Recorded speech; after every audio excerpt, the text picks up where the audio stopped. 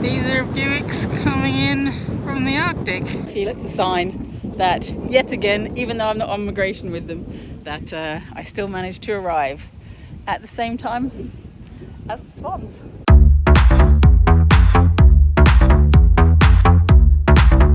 Hi, my name's Kath and I'm the Creative Director for Conservation Without Borders. This is my boss Sasha Dench, and she is the CEO of Conservation Without Borders, otherwise known as the UN Ambassador for the Convention on Migratory Species, or more dramatically, the Human Swan, which she was named after she flew from Russia back to the UK, tracking the migration of Bewick swans. Next up was the Round Britain Climate Challenge, with Sasha flying around the UK to highlight climate solutions. But days before the end of that expedition, in a freak accident, she fell 150 feet. And while she broke a lot of bones from her jaw down, she somehow survived. Despite many operations to put her back together and 6 months in hospital, she was determined not to let injuries deter her from our mission. So against the odds, in 2022, she set off with a team to follow the osprey migration from the UK to Africa, living out of vehicles and tents. She set off in a wheelchair and came back walking. And with amazing results and stories to share. In this vlog, we will share some of those stories and take you behind the scenes of life of Conservation Without Borders. It's been a pretty spectacular afternoon watching them. As we go, and the incredible people we meet along the way. While Sasha provides updates on our mission, her recovery, and showcases life on the road, I have spent most of my time in Zambia trying to work with 5 cats and wildlife that also doesn't see borders. Also, hopefully I'll be able to showcase some of Africa's incredible places and people.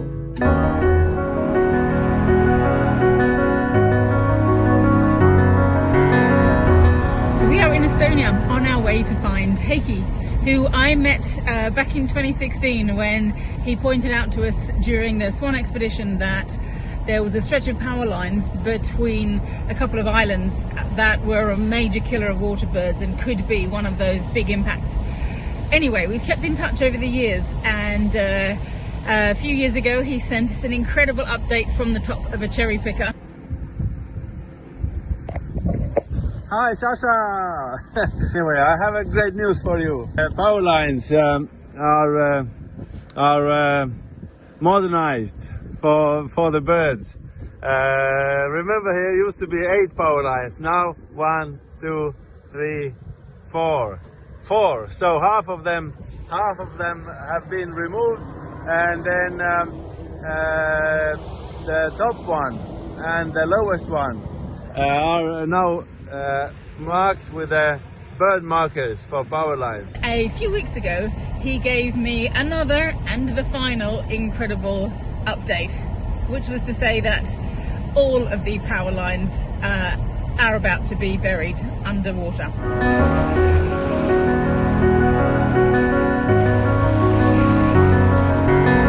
So we're finally on the ferry across to Saaremaa from mainland Estonia there. This body of water on the west coast of Estonia is incredible for migratory birds during migration. In fact, there's lots of really natural habitat, lots of incredible wetlands for feeding in all along the coast. And you could see why trying to build massive power lines between 2 islands could be a recipe for disaster, particularly during migration where there are lots of birds coming through.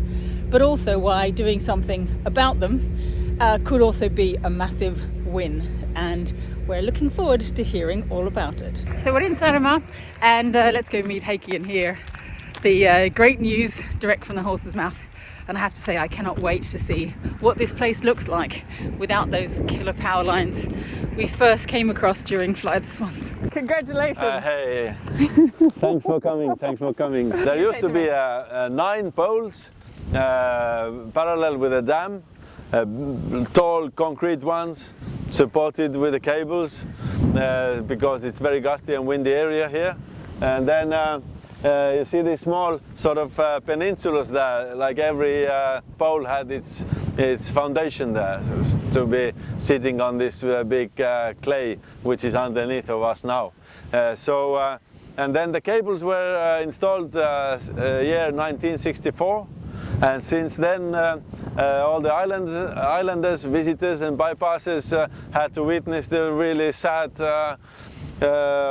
views of wounded birds still alive, dead birds falling down the sky. There was sometimes many just beside the road. People dragged them off, and all the guts were on the road, and like awful pictures. And then the initiative of sorting out this problem has been rather passive. Like everybody knew about it, but then we have a Natura 2000 bird protection area here since 2000, maybe 4 to 6, somewhere in that it was introduced. And then the power lines or the grid was there before that.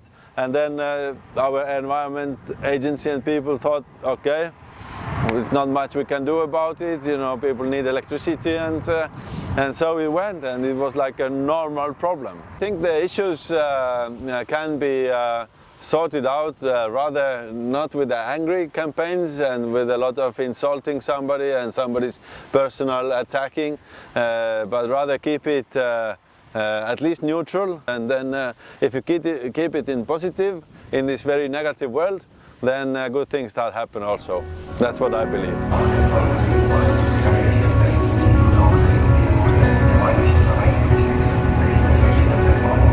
We made an inventory of bird inventory, mainly breeding bird and stopover bird inventory. And suddenly we found that it's power lines which across it's a Väike Väin Strait, it's extremely dangerous for birds, mainly swans. And we started to, actually the conclusion for this project was just remove these power lines 30 years ago. And now finally it's happened. It's a very great success actually. Thanks for Elering and thanks for society and thanks for local people. It's wonderful.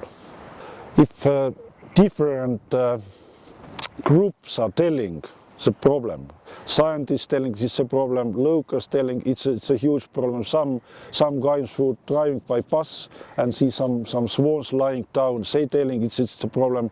Maybe it's if you put all together, it's more power to tell what is the problem.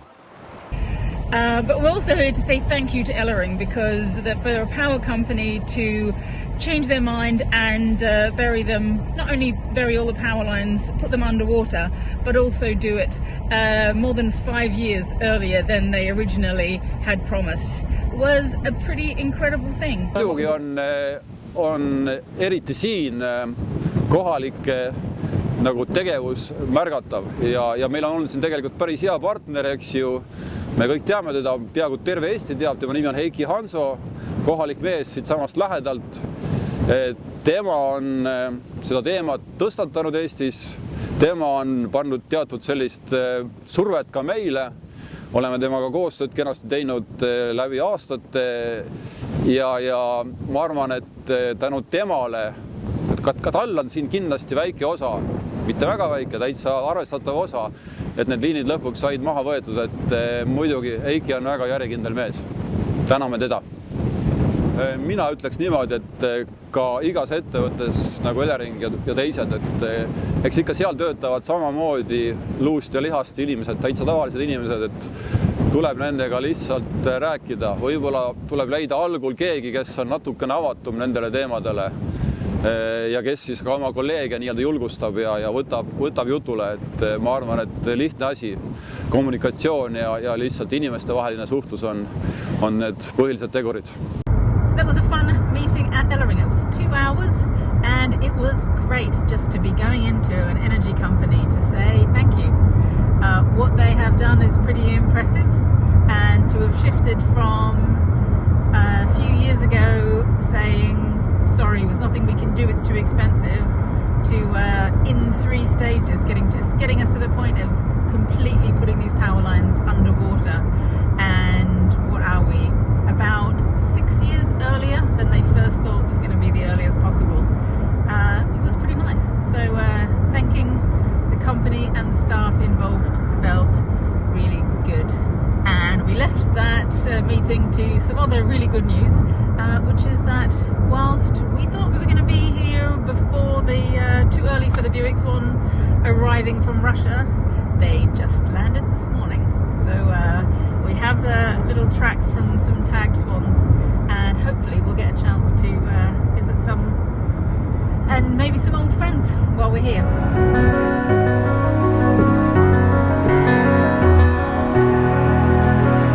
Since I was looking today for places to film where there would be few birds, since I know the owner of this place, Ants, we have done a few clips with him before.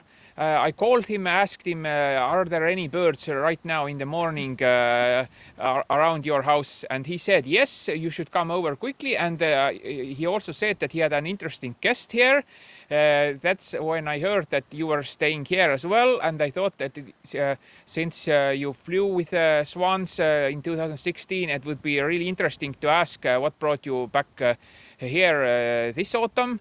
And thankfully, everything worked out. I got to film some birds. I got to do a little short interview with you for the story. So it was a very good morning for me. And do you think that it's so obviously I'm here to say thank you, because it's quite rare that we can have such a massive success. Do you think the Estonian public are interested in good environmental success stories? Yes, I think so. Yeah, I think Estonian public is quite conscious of environmental issues.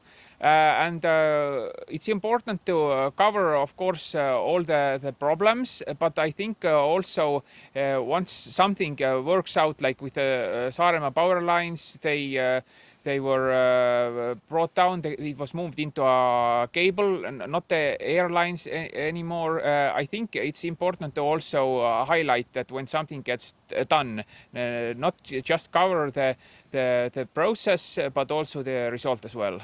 Yeah, I think so too, and I hope this is an example we can use for other places along the flyway. So last night we arrived in Matelo and were told there was mostly mute swans around.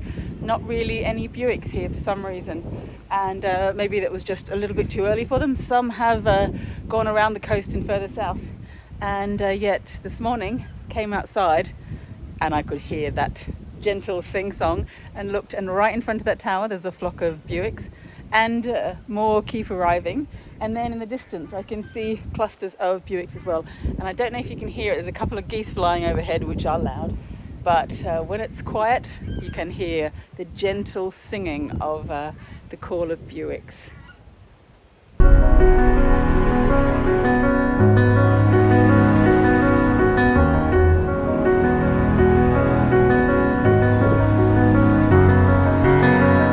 They look very tired. All of the Bewick swans are sleeping.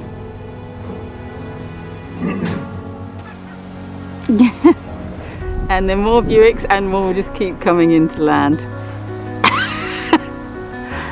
Is it possible we have basically arrived on the same day that the Bewicks are all arriving in from Russia? Oh, that's a mute. And that's a mute.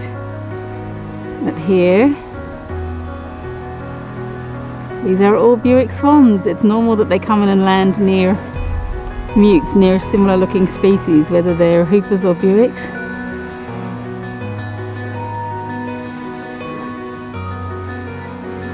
What are they? Bewicks too! I feel it's a sign that, yet again, even though I'm not on migration with them, that I still managed to arrive at the same time as the swans.